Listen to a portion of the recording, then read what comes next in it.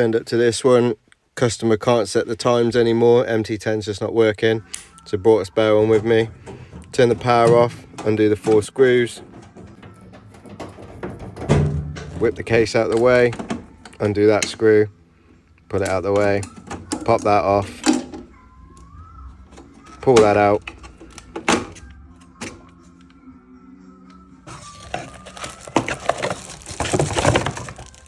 Unpackage that. Those pins fit in there, it only goes one way. See the little clips on the side, that pushes in and pushes down. Pop that back on, screw that back up, pop the power on.